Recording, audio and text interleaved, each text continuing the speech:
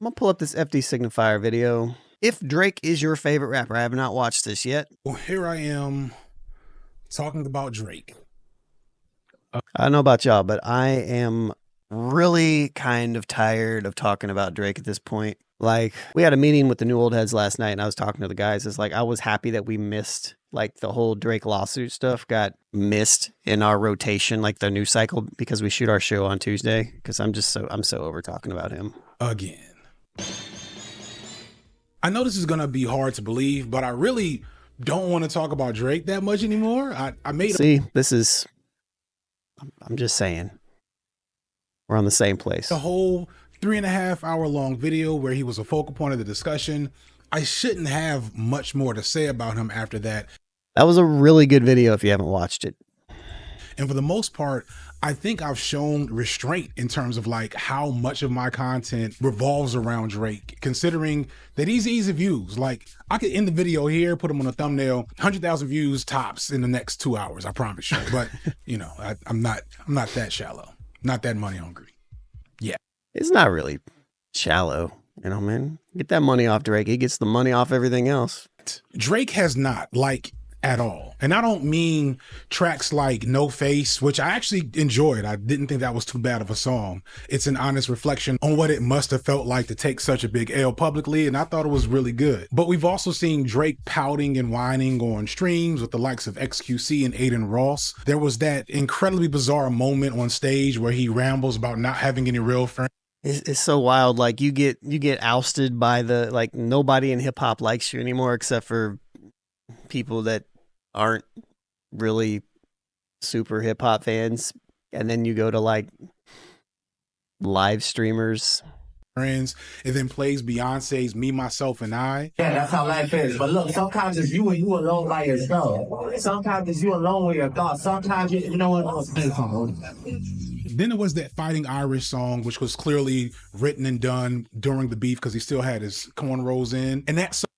And look, I know this is, you know, every YouTube content creator, you know, like, it's kind of sacrilegious to, when this dropped, I was like, oh, cool. Drake dropped something else. It's not even like a real record. Like, I wasn't even interested in listening to this. I'm over Drake. Like, and I have been for a very long time. Like, if we go all the way back to episode 1 of the New Old Heads in 2016, our very first episode was named Drake is a Pop Star.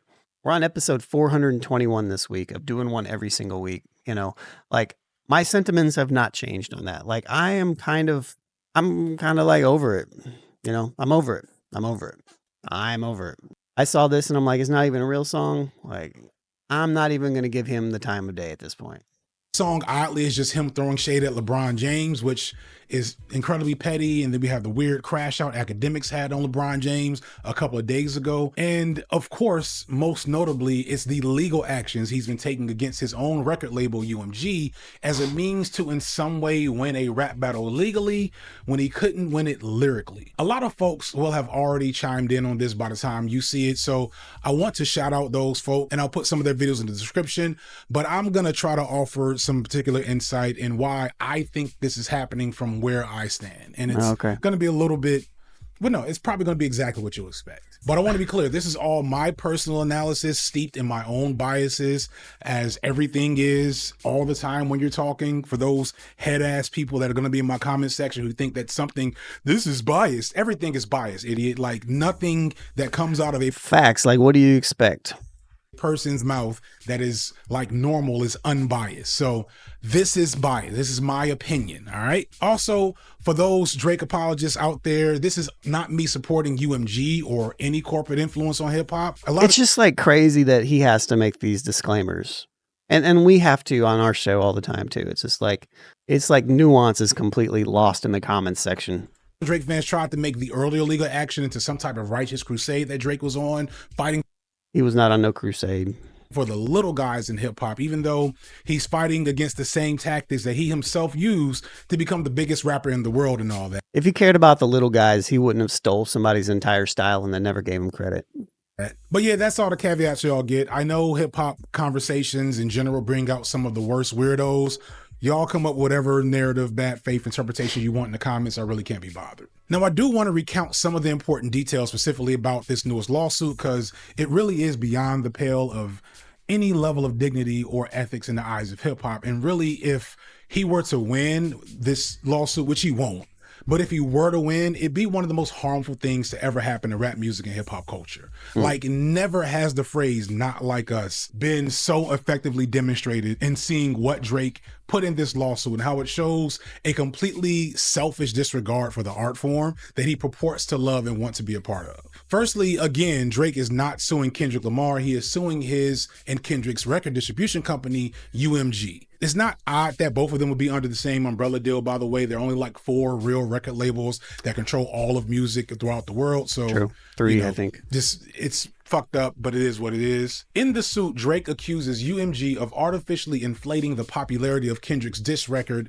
Not Like Us, and saying that they willfully spread the song knowing that it spread the falsehood that Drake is a PDF downloader. Mind you, one, there's no way that Not them, not like blurring the literal PDF logo on here.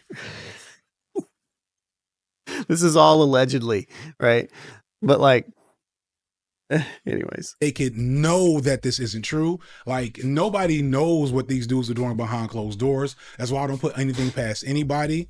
That's just an unfalsifiable statement that will never hold up in court. 2, there's reason to believe it is true. As I and others have talked about before, Drake has a long history of questionable behavior with underage girls. It's all out there for you to see with a quick Google. This is only smoke to the fire, but it kills any idea that this could be defamation. Maybe Right. Drake is going to go with the move where he says he's an ephebophile, which would be hilarious, but there's no way that Drake will get any judge to rule in his favor, considering all the stuff that's out there about him and teenage girls over the course of the last decade plus. Also, and most frustratingly, it's ridiculous to think that UMG artificially inflated the popularity of this song.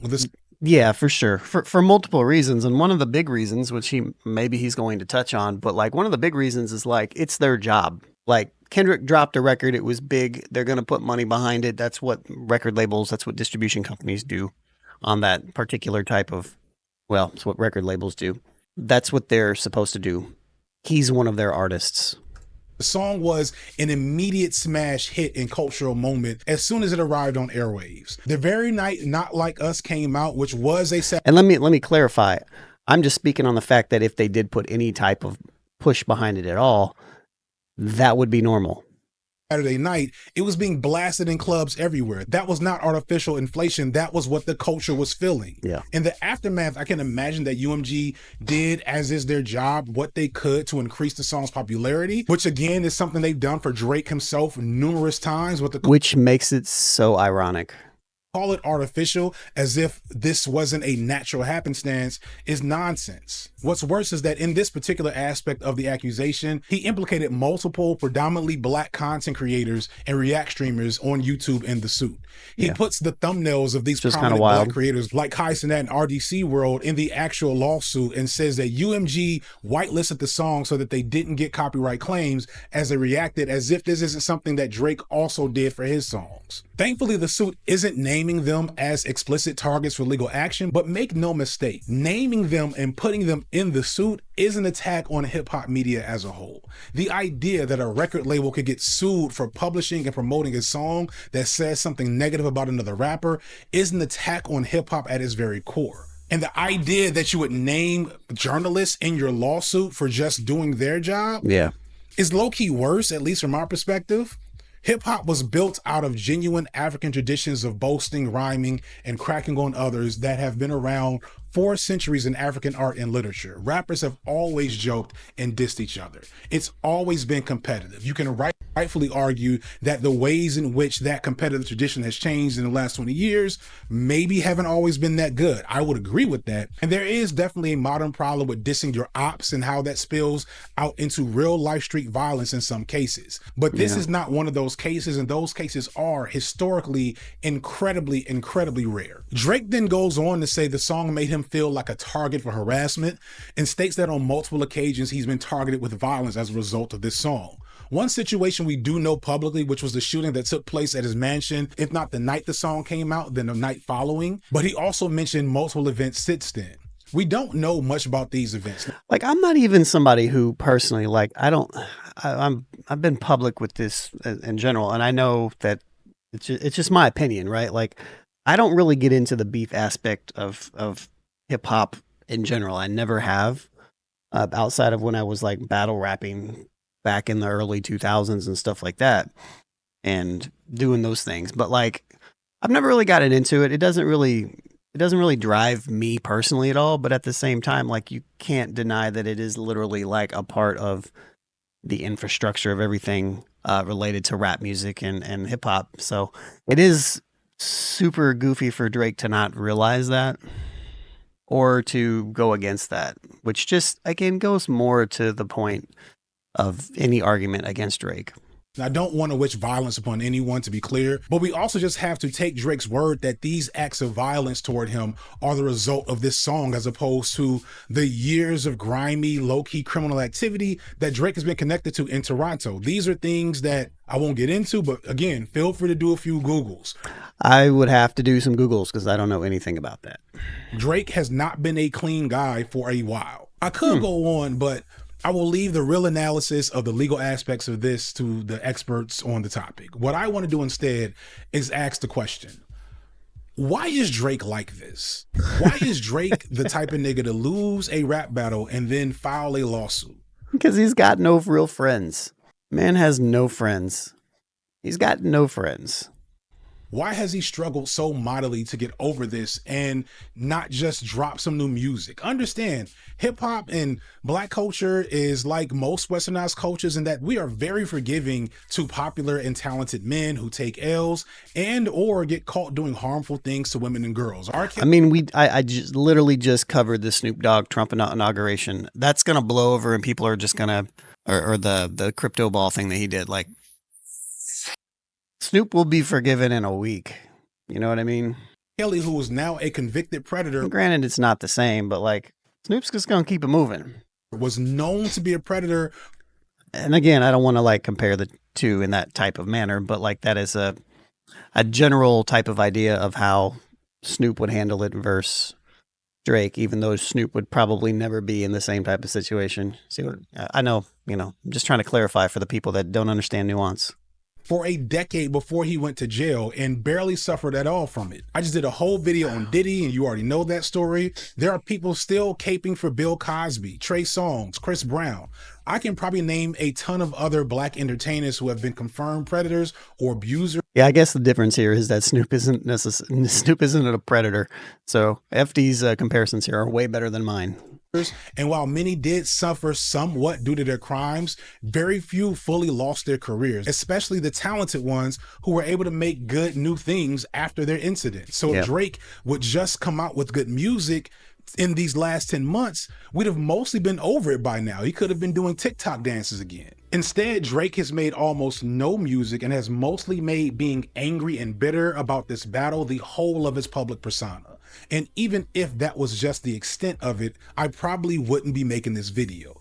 I feel like he's just so, maybe his bubble is so large, like he doesn't realize this, but I still cling to the idea that he has no friends. But the legal actions and ramifications of them, because friends would tell you, are so beyond, so awful in their implications that it's genuinely a huge threat to the culture and art form of hip hop. And I need to understand why. Why is this crash out happening? How can we make sense of it? The best I've come up with comes from a conversation I had with a family member, shout out to you, you know who you are, that while not perfect in its application of sociological theories, you'll see why in a second, makes too much sense not to share. Drake is a beta. Everyone, pull this nigga. I know, stop, I know. I'm sorry. Yes, the concepts of alpha males and beta males. But all things considered, when you factor in what Yeah, okay. And all that stuff with wolves is very much pseudoscience. This analysis is not to be taken as law or credence to those ideologies, That's but funny. they are useful for making sense of this particular frame of behavior and labeling real things using understandable terminology, even if the terminology itself is not based on reality. All right, so there's your disclaimer. Drake is a beta. Drake has always been a beta and always will be a beta. But like many beta males, Drake aspires to be seen and exist as an alpha. He wants the esteem and respect and power that he perceives alpha males to have. Alpha males like a LeBron James, a man that he got tattooed on his body.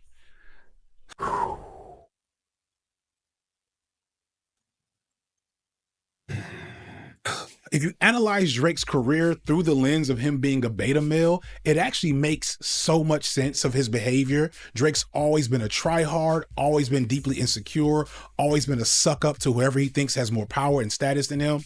And significantly, This man is preaching right now. he's always been either incredibly jealous, incredibly dismissive, or incredibly petty to other men who he feels he is or should be above. This is why he is so comfortable stealing from other smaller artists, either in the form of taking their styles or aesthetics, or literally Shouts to 𝗕𝗥𝗡𝗚𝗓.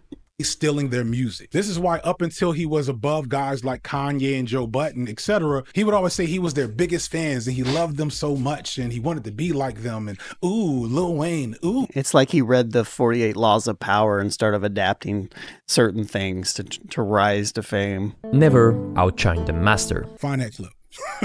Oh, Lil Wayne, he's just too good. You gotta give Wayne the love. Too good. It's why he went through that weird period in the 2010s where he would be at every sports game, sports arena, wearing a different jersey of whoever the most popular team was at the time. It's why when he was with LeBron on LeBron's barbershop show on HBO, it felt like LeBron was talking to his son. It was weird.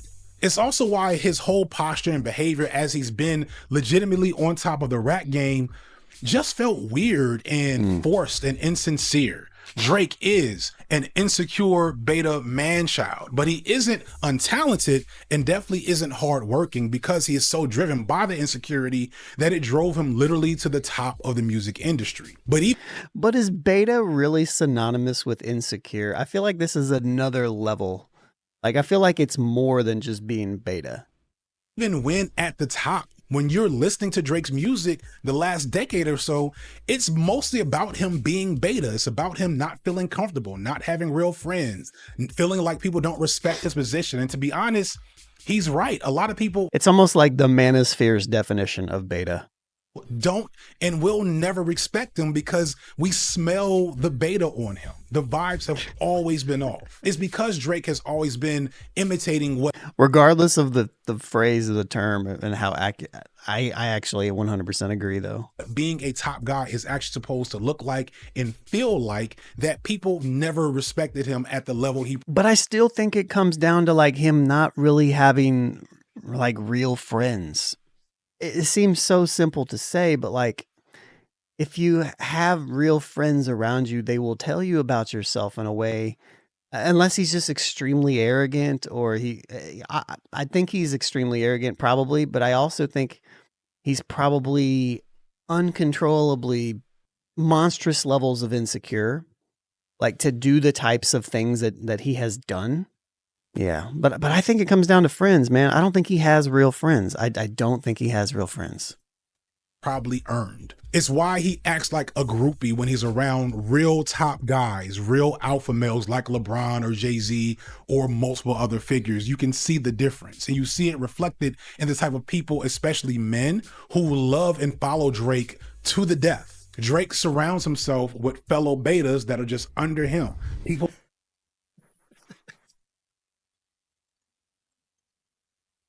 Oh my gosh.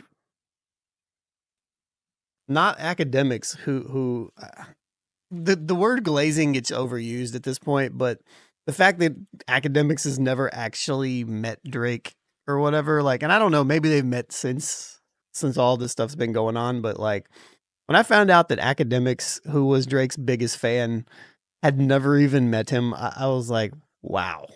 people like academics and Aiden Ross, who are willing to debase themselves in order to court favor with men they see as powerful and dominant. Drake. This is also, there's levels to this because Aiden Ross is also missing some developmental functioning in the top half of his head.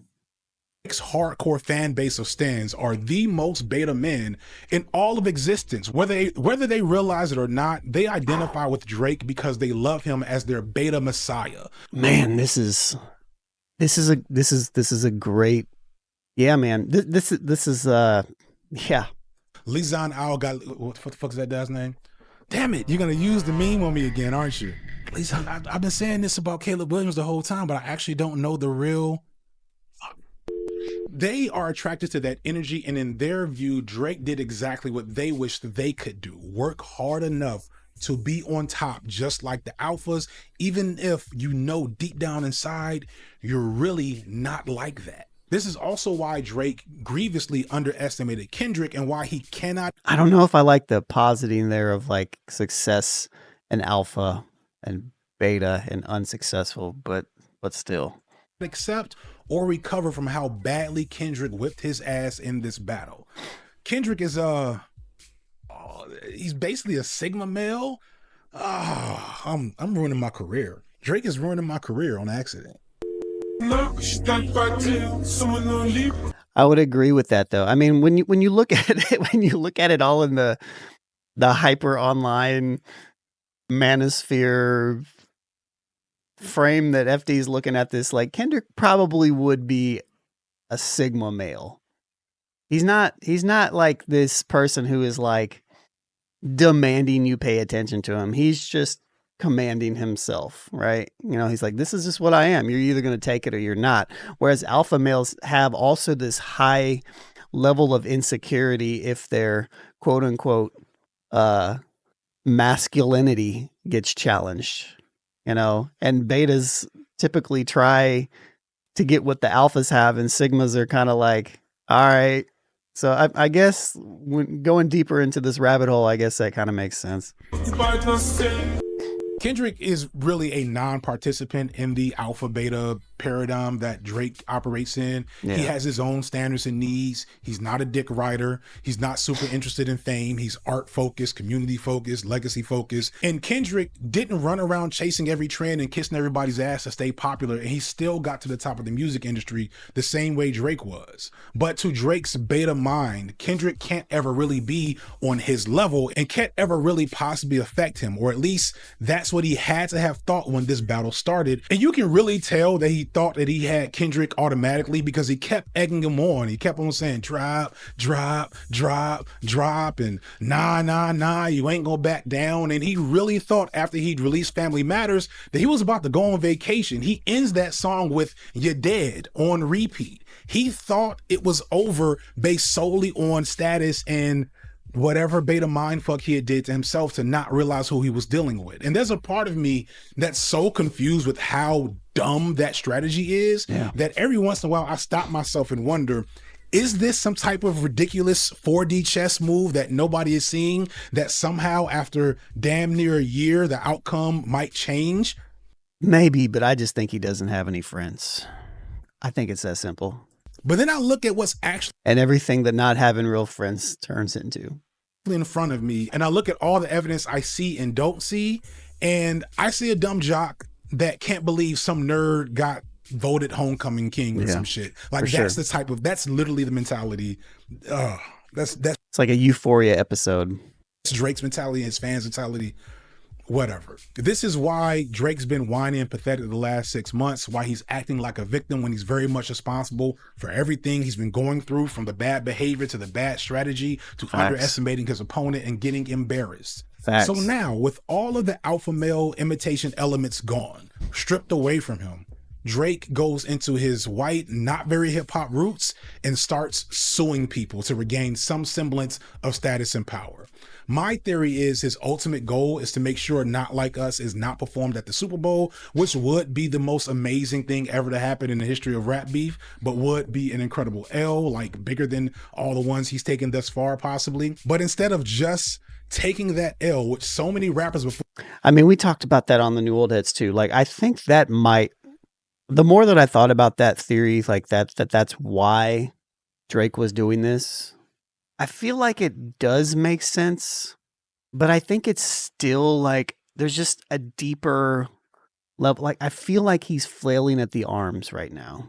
And this whole beta/alpha male type thing that FD's kind of like proposing here, I think is very important in that whole thing to what Drake's actually doing, because, and this is following the analogy here and everything that FD's putting into this beta male type thing. I feel like what Drake is doing is just putting up like defense shields, but I still think it boils down to the fact that he doesn't have any friends and he's really insecure. I think it's that simple. For him have done, including Drake himself. He's now made his L everyone's problem. He's threatening to make it so record labels are responsible for the content of the music they just published, which means they'd be far less likely to support all but the most. And if he does have friends, because this is all allegedly, right? If he does have friends, then maybe he just needs therapy. Like he needs therapy. Land of rap music for fear of getting sued. He's making it so content creators like myself will be muzzled and scared of legal action just for voicing opinions. I'm not a lawyer, but if I know anything about defamation from my minimal experiences in media over the last couple of years, I know that it's incredibly hard to win a defamation case as a public figure, especially against a giant corporation like UMG. So I don't expect any of this to ever legitimately be a problem for anyone long term, but it's the principle. It's the idea that this was the move he decided to take. Yeah. It's the most un-hip hop thing to ever happen in the history of the culture, done by the man that many of y'all called the GOAT, that one artist of the decade, and some of y'all call your favorite rapper. It's really, really sad. You can tell a lot about somebody if their favorite artist is Drake. I'm just going to say that. End by repeating what seems to be my claim to fame now, my most viral statement in the history of Twitter. If Drake is your favorite rapper, you're probably a loser. But I want to add, I just love the timing of it now with hindsight, that I realize if you're the type of loser to look at Drake's behavior and not see any problem with it, you're probably so much of a loser that you have no clue how bad you look to anyone else who has sense around you. So in that regard, you are just like your favorite rapper. maybe I'm simplifying it a little bit too much, you know, but literally, you're probably a loser. That's hilarious. Make sure you check out FD Signifier stuff if you're not familiar. This is his B-side channel called Signified B-Sides, where he kind of goes off the cuff a little bit. It's a little less produced, but he has a lot of really cool like essays and stuff like that, you know, edgelords on what the culture feeling was. A really long one on like the Drake Kendrick beef. The Real Faces of Black Conservatism was really good as well. It's Bigger Than Diddy one, I think, was the last one that I've watched, but he's got a lot of them I haven't seen. But yeah, check out FD, and also check out his B-Sides channel if you want some essentially like deep cuts.